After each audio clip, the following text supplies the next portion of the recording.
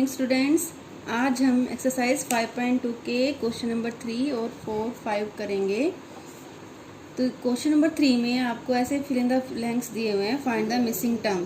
ठीक है, ये सिर्फ फिल इन द ब्लैंक्स नहीं भरने बेटे, आपको इनको सोल्व करना है। ओके, जैसे ये दिया हुआ है फर्स्ट क्वेश्चन 2, फिर डैश, फिर 26। तो जो 2 है वो फर्स्ट टर्म है A1, A2 मिसिंग है और 26 A3 थर्ड टर्म है। ठीक है, तो हम फर्स्ट टर्म और थर्ड टर्म की हेल्प से पहले A और D निकाल लेंगे ताकि हम सेकेंड टर्म आसानी से निकाल सकें। ठीक है, तो A1 क्या होता है, फर्स्ट टर्म ही होती है। A1 2 दे रखा है, इसका मतलब A क्या दे रखा है आपको, 2 दे रखा है। ठीक है, इट इज़ वेरी सिंपल, क्योंकि फर्स्ट टर्म हमारी A होती है, तो A क्या दे रखा है हमें, 2 दे रखा है। अब A3 कितना दे रखा है, 26, और A3 का फार्मूला क्या बनता है, A3 का फार्मूला बनता है A + 2D। 3 से एक कम D जोड़ना पड़ता है A में। ठीक है ना, हमें फार्मूला याद है ना, क्या फार्मूला है हमारे पास, AN = A + n - 1D। ठीक है, तो n है तो यहाँ n-1 हो जाएगा। ठीक है, यहाँ 3 है तो यहाँ 2D हो जाएगा, एक कम। तो A3 का फार्मूला क्या बन गया, A + 2D = 26। ये 26 दे रखा है ना हमें। ठीक है, तो अब A की वैल्यू क्या है, 2। इस A की जगह पर हम 2 रिप्लेस कर देंगे। ठीक है, क्योंकि A हमें 2 दे रखा है, तो इसकी जगह पे क्या आ जाएगा, 2। तो क्या बन गया हमारा, 2 + 2D = 26। अब ये 2 राइट साइड में जाके माइनस हो जाएगा, 26 में से 2 माइनस के 24 आ जाएगा। अब हमारा 2D जो है 24 के इक्वल आ गया। अब इस 2 से क्या करेंगे, क्योंकि ये मल्टीप्लाई में है तो इससे क्या करेंगे, इसका रिवर्स ऑपरेशन है डिवाइड, तो इस 2 से हम डिवाइड कर देंगे दोनों साइड। तो ये तो D बच जाएगा और ये 24/2 कितना बन जाएगा, 12। तो क्या आ गया हमारे पास, A2 गिवन था और D हमने निकाल लिया 12। ठीक है, अब हम इन दोनों की मदद से कोई भी टर्म निकाल सकते हैं, कोई भी, लेकिन हमें निकालनी कौन सी है, A2 सेकेंड टर्म निकालनी है। ठीक है, सेकेंड टर्म का फार्मूला क्या बनेगा, A + D, 1 × D। 2 से एक कम, 2 से एक कम क्या होगा, 1D। तो 1 हम लिखते नहीं है, तो A + D क्या बन जाएगा आपका, 2 + 12, क्योंकि A 2 है और D 12 है, तो 2 + 12 14। तो सेकेंड टर्म हमारी 14 आ गई। ठीक है, तो ये जो फिल इन द ब्लैंक्स था इसमें हमारा आंसर कितना आ गया, 14। ओके, एक और देख लेते हैं हम। सेकेंड में ये दे रखा है, ये फिल इन द ब्लैंक्स, फिर 13, फिर फिल इन द ब्लैंक्स, फिर 3। तो ये जो फिल इन द ब्लैंक्स है ये फर्स्ट टर्म है, 13 हमारी सेकेंड टर्म है, फिर fill in the blanks third term है, फिर 3 जो हमारा फोर्थ टर्म है। तो हमें क्या क्या गिवन है, तो पहले हमें फोकस करना है गिवन पर, ताकि हम जो दो मेन चीज़ें हैं हमारी A और D फाइंड आउट कर सकें। तो हमें क्या गिवन है, एक तो A2 गिवन है और एक A4 गिवन है। ठीक है, A2 का फार्मूला क्या बनता है हमारे पास, A + D, और ये किसके इक्वल गिवन है, 13 के। तो A + D हमारा 13 हो गया, क्योंकि A2 सेकेंड टर्म हमें 13 गिवन है। फिर A4 का फार्मूला क्या बनेगा, A + 3D, 4 से एक कम D। ठीक है, तो A + 3D हो जाएगा। कितना दे रखा है, ये 3 दे रखा है, तो ये किसके इक्वल हो गया, 3। ठीक है, तो गिवन पे फोकस करना है, सबसे पहले हमें उसका फार्मूला बना लेना है, जो भी टर्म दी है उसका फार्मूला लिख लेना है। ठीक है, तो उसको बराबर, फिर इसको सोल्व करना है हमें कि क्या क्या निकालना है, A और D। ठीक है, A + D = 13, A + 3D = 3। तो इसमें थर्ड चैप्टर में जो हमने लीनियर इक्वेशन सोल्व करनी सीखी थी, उसका हम क्या मेथड अप्लाई करेंगे, यहाँ पर एलिमिनेशन मेथड अप्लाई करेंगे। एक वेरिएबल को एलिमिनेट कर देंगे, A को या D को। ठीक है, आप अपनी मर्जी से कैसे भी निकाल सकते हैं, इसको सब्स्टिट्यूट करके निकाल सकते हैं, क्रॉस मल्टीप्लिकेशन जो आपने सीखा हुआ है उससे भी निकाल सकते हैं, एलिमिनेशन मेथड से भी निकाल सकते हैं। तो मैंने यहाँ एलिमिनेशन मेथड से सोल्व किया। मैं इन दोनों को सब्ट्रैक्ट कर दूँगी। ठीक है, A + 3D = 3 है, A + D = 13 है। मैंने सब्ट्रैक्ट कर दिया, A से A कट जाएगा, 3D में से 1D माइनस हो गया, 3 में से 1 माइनस करना है, 3 - 1। यहाँ पे क्या कोफिशिएंट है, D का 1 है, जो हम लिखते नहीं हैं, तो 3 - 1 हो गया, ये 3 - 1 D, और ये 3 - 13 हो गया, 3 - 13। तो यहाँ 2D बच गया और ये बच गया -10। ठीक है, ये माइनस करना तो आपको आता होगा ना, जब एक प्लस और एक माइनस होता है तो हमें क्या करना होता है, माइनस, और जो बड़ी टर्म होती है उसका निशान आता है। ठीक है, -13 है तो -10 ही बचेंगे आपके पास। फिर इस 2 से क्या करेंगे, डिवाइड, 2 से डिवाइड कर देंगे -10 को, तो क्या आ गया, -5। ठीक है। अब d तो हमारे पास आ गया -5। अब इस d की वैल्यू हम यहाँ रख देंगे ताकि हमें a मिल जाए, ठीक है। तो इस d को हम कहाँ रख देंगे, क्वेश्चन 1 में रख देंगे। a प्लस d था ना, तो a प्लस -5 इजिकल टू 13। ये -5 उधर जाके क्या बन जाएगा, +5। तो a की वैल्यू क्या आ गई, 18, ठीक है। तो अब हमारे पास दोनों चीज़ें आ गई जो बहुत इंपॉर्टेंट चीज़ें हैं कोई भी टर्म निकालने के लिए। a 18 आ गया और d -5 आ गया, ठीक है। अब देखो हमें टर्म कौन कौन सी निकालनी है। एक तो a1 निकालना था। a1 तो हमारा 18 आ गया क्योंकि फर्स्ट टर्म ही हमारी a1 होती है, ठीक है।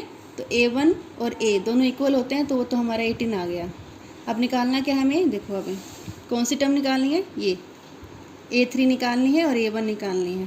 तो a1 तो 18 आ गया, a3 निकालनी है। अब हमें a3 का फॉर्मूला बनाएंगे। क्या फार्मूला बन जाएगा, a + 2d, ठीक है। तो अब इसमें वैल्यू रख देंगे। a की वैल्यू हमारे पास 18 है और d की वैल्यू हमारे पास -5 है।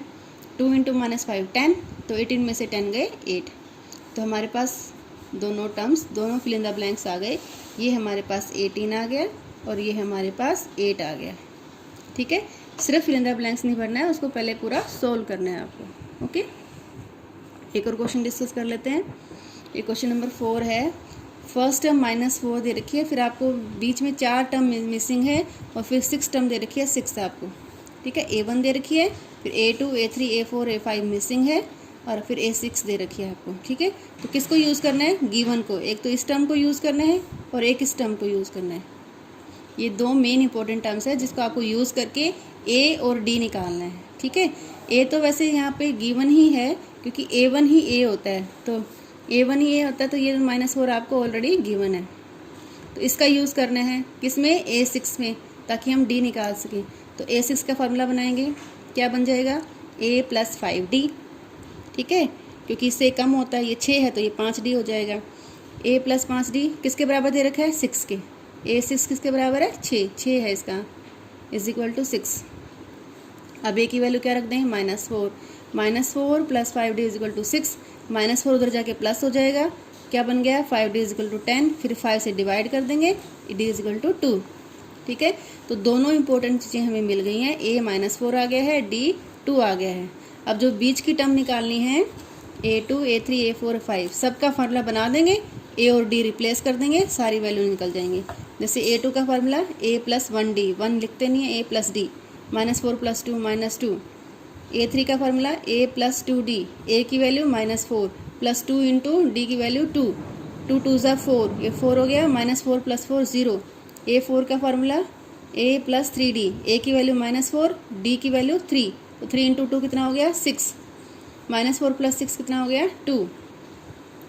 a5 का फार्मूला a + 4d, a की वैल्यू -4, d की वैल्यू 2, तो 4 2 = 8, तो -4 + 8 कितना हो गया, 4।